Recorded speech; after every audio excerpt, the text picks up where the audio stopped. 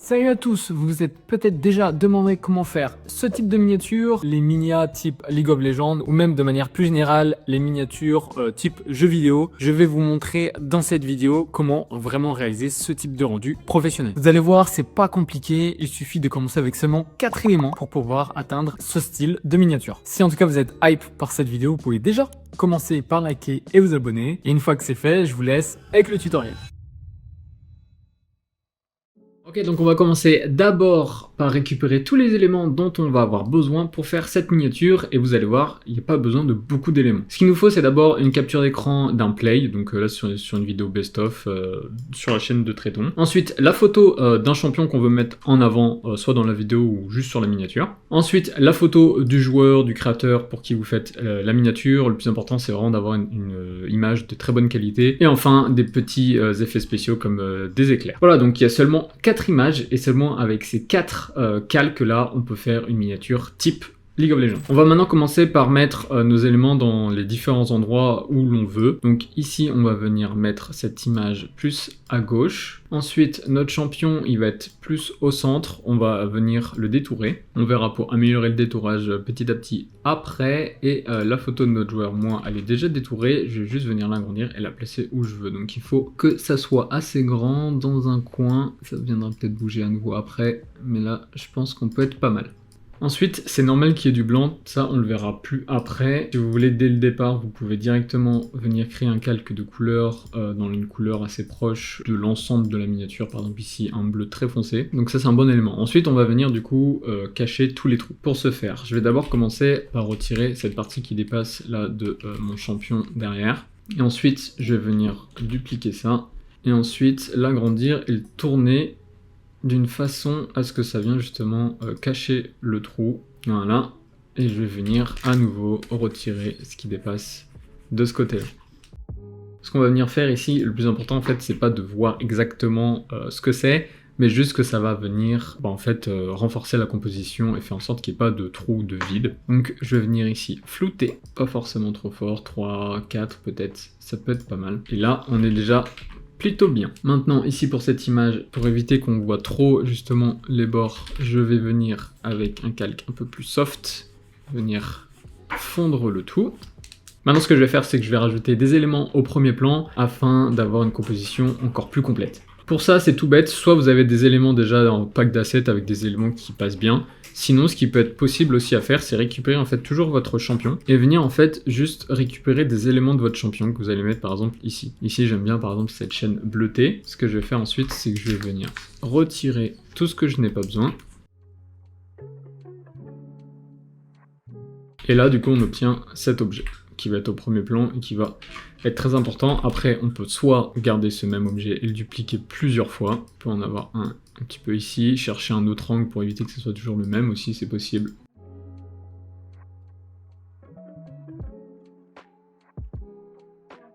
Ok, maintenant nos différents éléments sont placés, ce qu'on va venir faire c'est rajouter du flou dessus, justement pour éviter qu'en fait on les voit trop. En fait le but c'est pas que l'œil s'arrête dessus, mais que en fait ils vont permettre de faire un focus sur ce qui est vraiment de plus important. Vous allez voir, c'est vraiment magique et pour moi indispensable d'avoir ce genre d'éléments, que ce soit sur ce type de miniature ou même sur d'autres miniatures qui n'ont rien à voir avec le jeu vidéo. Donc pour ça j'utilise un flou directionnel, que j'essaie de trouver un angle qui colle bien avec la direction de l'objet tout simplement. Après on peut essayer autre chose, hein, mais j'essaie de garder un truc qui colle bien avec. Ok, maintenant, autre élément important, ça va être tout ce qui va être des lueurs de lumière. Ici, on va partir sur deux couleurs qui vont bien ensemble et qui collent bien aussi avec le maillot du joueur. Ça va être du bleu, comme on voit déjà beaucoup ici, partout sur la miniature, mais aussi un petit peu de violet pour apporter du contraste, éviter que tout soit bleu. Trop bleu, même si tout bleu, on peut aussi le faire, ça peut quand même avoir un style, mais c'est bien d'avoir un peu des couleurs qui changent. Pour ce faire, je vais venir créer directement un calque de couleur uni de la couleur que je veux. Donc ici on va chercher un bleu assez clair, de toute façon ça risque de changer après. Ensuite on va venir le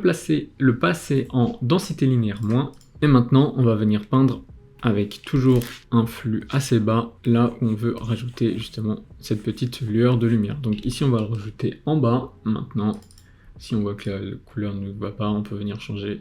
Je pense que quelque chose un peu plus foncé qui colle bien avec l'autre bleu un peu général, ça a l'air d'être mieux comme ça. et voir ce qui rend le mieux. Et maintenant, si je veux renforcer encore, je vais venir dupliquer ce calque, venir chercher une couleur un peu plus claire et venir un peu à la base pour avoir quelque chose d'encore plus lumineux et plus clair vraiment à la base d'ici. Maintenant pour l'autre côté ça va être la même chose, mais ici je pense que je vais tester une couleur plus proche du rose-violet. On va essayer comme ça. Si je rajoute une couleur plus claire à la base, vous voyez c'est vraiment la même technique que précédemment. Là on a un aspect comme ça que je trouve plutôt cool, ça vient vraiment en fait rajouter du contraste et attirer encore plus l'œil justement sur ce côté-là de la miniature et donc sur notre sujet principal. C'est plutôt pas mal. Ce que je vais venir faire maintenant, c'est assombrir certaines zones, ce qui va me permettre aussi d'amplifier un petit peu la lumière. Donc pour ça, moi j'aime bien utiliser le calque de niveau, comme ça on peut bien gérer le contraste. Et là on a un résultat déjà qui se rapproche petit à petit de la fin, on est plutôt pas mal. Maintenant là on peut voir par exemple qu'ici il reste encore un trou, donc plusieurs façons de le remplir, soit par exemple en dupliquant cette image, en venant la placer en dessous. Par exemple ici, en plus on voit des chiffres, on voit quelque chose qui bouge, ça peut être intéressant. Ne pas hésiter aussi à la flouter pour pas que en fait, on la voit trop non plus, qu'elle soit juste là pour combler le trou, mais pour ne pas trop attirer l'œil.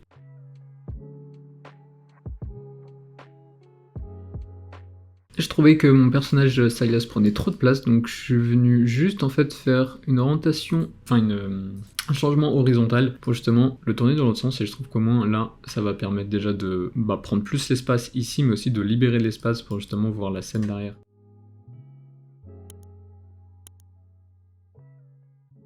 Maintenant, il y a un quatrième élément, c'est le dernier élément que je vous ai montré tout à l'heure, c'est les petits éclairs qui vont vraiment être importants et rajouter encore plus de dynamisme à la scène. Donc ça, vous pouvez en trouver un petit peu partout sur des banques d'images. Moi, j'utilise par exemple FreePic. Souvent, c'est avec un fond noir, il suffit juste de venir changer ici et par exemple mettre en superposition. Il y a d'autres effets, par exemple densité linéaire, c'est un peu plus dense, mais c'est un peu plus flou aussi.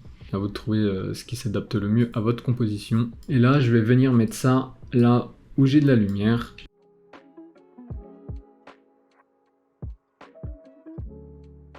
Ok, maintenant on a à peu près tous nos éléments de placer. On va passer à ce qui va en fait permettre d'embellir le tout, ça va être les retouches. Je vais commencer du coup par mon sujet principal, c'est des retouches assez classiques que j'ai déjà présentées plusieurs fois sur la chaîne. Ici j'ai la chance d'avoir une image de déjà bonne qualité mais un petit peu trop texturée. Quand c'est le cas, si je veux un petit peu lisser la peau, je viens dupliquer mon sujet, venir dans Filtre, Caméra Raw. Ici je vais zoomer sur le visage pour bien voir ce que je fais. Je vais venir réduire, appliquer de la réduction de bruit plutôt, en gardant du détail tout de même, ainsi que baisser ici les textures. Des fois j'aime bien augmenter un petit peu la clarté pour garder un petit peu de naturel tout de même. Je vais pas trop le faire non plus, j'aime pas trop quand c'est trop lisse non plus les visages. Mais là il y avait un petit peu trop de grains. Ensuite je vais venir du coup inverser mon calque et peindre seulement les zones où je veux lisser.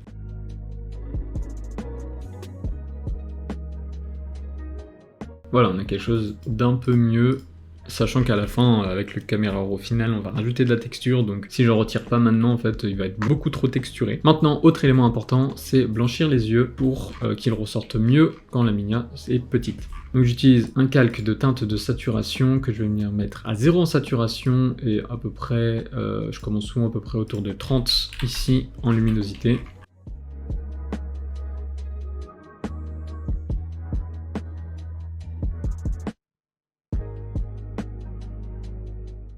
Voilà notre résultat, on voit que ça fait pas très naturel, donc ce que je viens de faire, je vais double-cliquer sur mon calque et utiliser du coup l'option de fusion. Je maintiens Alt et je viens bouger ce petit curseur afin d'avoir quelque chose d'un peu plus fusionné et plus naturel. On peut le voir notamment dans cette partie-là que ça bouge pas mal. Et là c'est plutôt intéressant. Après voilà, on peut encore bouger pour avoir quelque chose de plus blanc ou pas. Je pense que là on est plutôt pas mal, donc on peut le voir de loin. Avant, après, voilà, ça permet vraiment de faire ressortir les yeux. Je vais pas retoucher à la couleur de la peau parce qu'elle est vraiment déjà, je pense, traitée en amont par le photographe ou autre. Enfin, en tout cas, je la trouve très bien. Ce que je vais faire maintenant, c'est donc m'occuper de mes ombres et de mes lumières. Pour ça, personnellement, j'utilise mes calques de niveau. Avec un où du coup, je vais venir baisser et chercher quelque chose d'assez contrasté. Et un autre où, à l'inverse, je vais venir rajouter du coup de la lumière. Toujours en essayant de garder une lumière assez contrasté. Et ensuite, je viens inverser mes calques et peindre les zones où j'ai envie d'appliquer ces effets.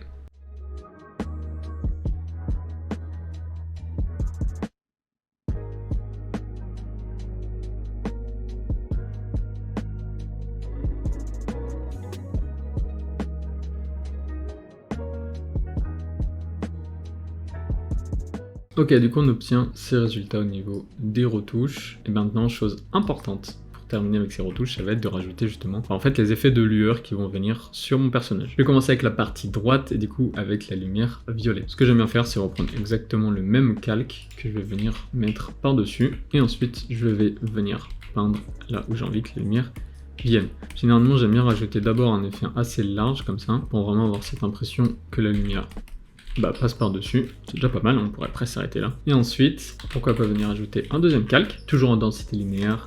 Des fois j'aime bien passer aussi en incrustation. Et là, je vais venir plus sur les angles, un peu les bases, etc. Là où je veux vraiment que la lumière s'applique bien. Là, vu que je suis avec la lumière très claire, je vais vraiment venir juste au niveau des angles, enfin des coins, des bordures plutôt.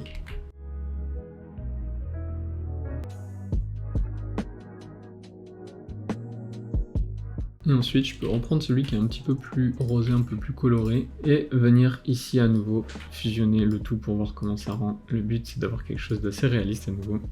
Et je vais essayer comme ça.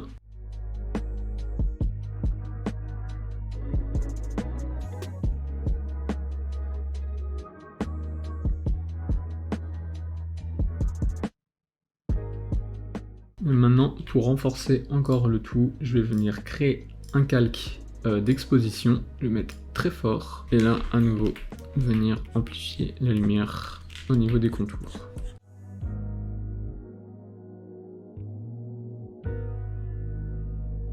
Ok, je pense qu'on est plutôt pas mal de ce côté en tout cas. On est passé donc de ça à ça, vraiment la lumière qui vient bien s'appliquer sur le sujet. Maintenant, ce qu'on va venir faire, c'est plus ou moins la même chose, mais de l'autre côté et en bleu.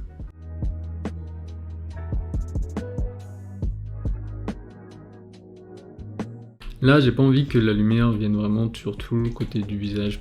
J'ai pas envie de... C'est possible, moi je peux le faire, d'avoir un côté bleu, un côté violet, mais j'ai envie de garder en fait quand même un côté plus blanc. Donc ici, je vais pas mettre de bleu en haut.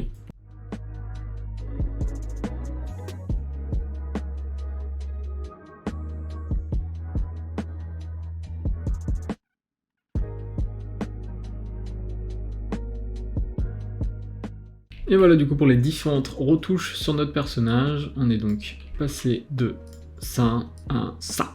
Voilà, c'est vraiment d'assez grosses retouches. Peut-être qu'au niveau du noir, j'en ai peut-être un petit peu trop mis, ça déforme peut-être un petit peu trop son visage. Donc on est plutôt pas mal. Peut-être que je le trouve pas assez saturé, donc pourquoi pas essayer de rajouter un petit peu de vibrance. Généralement, des fois, je peux rester là-dessus, continuer le reste et puis revenir là-dessus.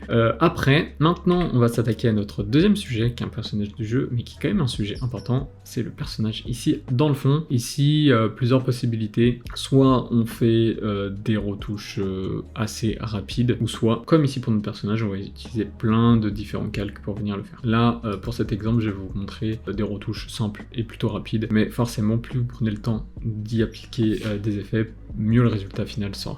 Donc ici, moi, je vais utiliser à nouveau un calque de niveau. Là, il est très sombre, donc je vais venir l'éclaircir pour qu'on le voit beaucoup mieux, tout en gardant du contraste. Voilà, là, on est plutôt pas mal. Ensuite, on va venir assombrir certaines zones et éclaircir d'autres.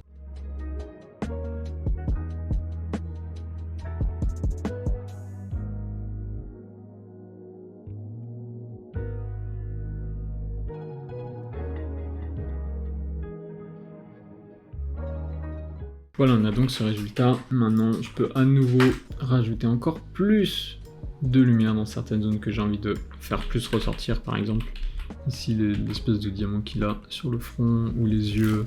Par exemple, ici, certaines lumières pour ajouter un petit peu plus d'effet encore. Et voilà, du coup, pour notre personnage de fond, on passe de ça à ça.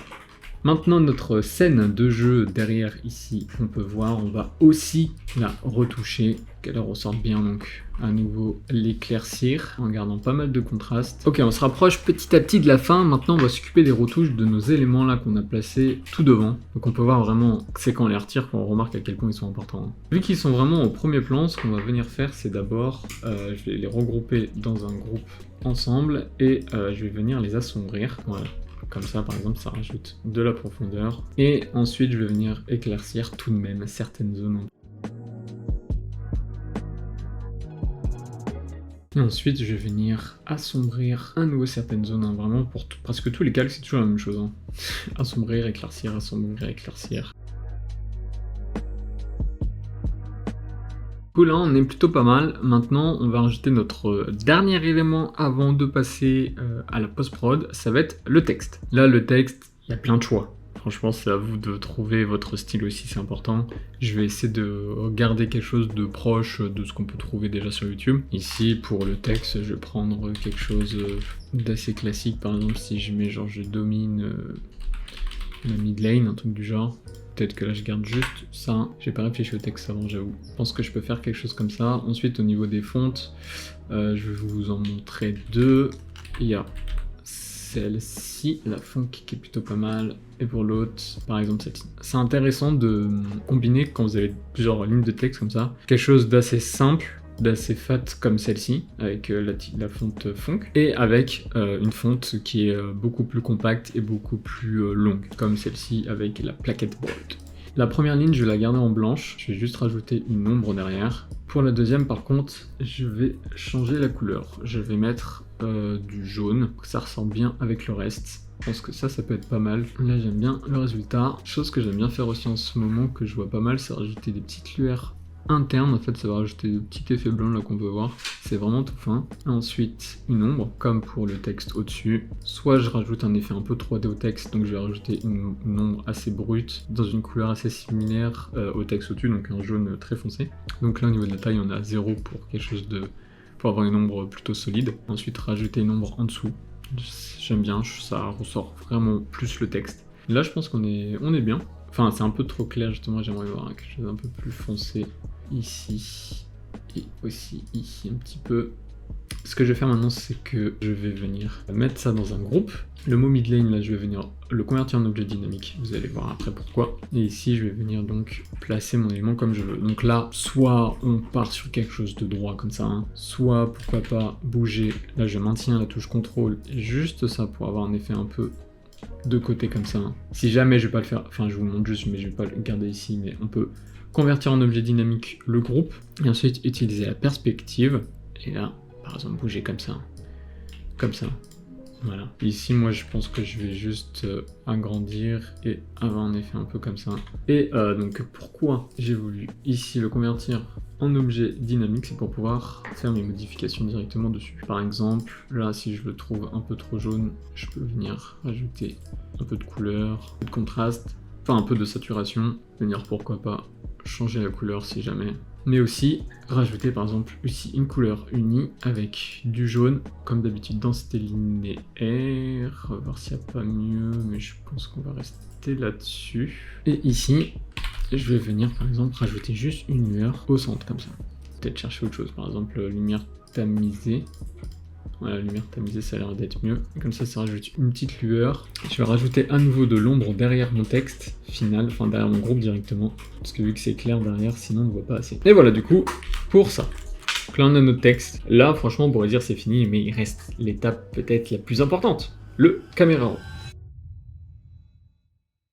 Pour ce faire, ce que je vais faire d'abord c'est retirer ici le texte. J'aime bien l'appliquer vraiment à la fin. Donc je vais créer un nouveau calque. Je fais CTRL SHIFT ALT E et venir ici utiliser mon caméra raw. Ici, comme pour les dernières vidéos, je ne vais pas vous montrer tous mes réglages, mais si ça vous intéresse, je vous mets le fichier en PSD sur mon Gumroad. Le lien est dans la description. Mais juste pour que vous sachiez ici, le plus important, ça va être justement de rajouter de la texture, de retoucher un petit peu les couleurs. Rien que la texture, regardez-moi ça. De ça à ça. Je vous montre juste la texture, par exemple, n'hésitez pas à aller loin.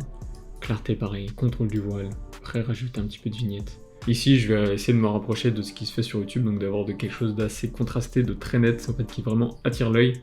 Après, à nouveau, et comme toujours, c'est à vous de trouver votre propre style aussi, c'est important, pour réussir à vous différencier des autres.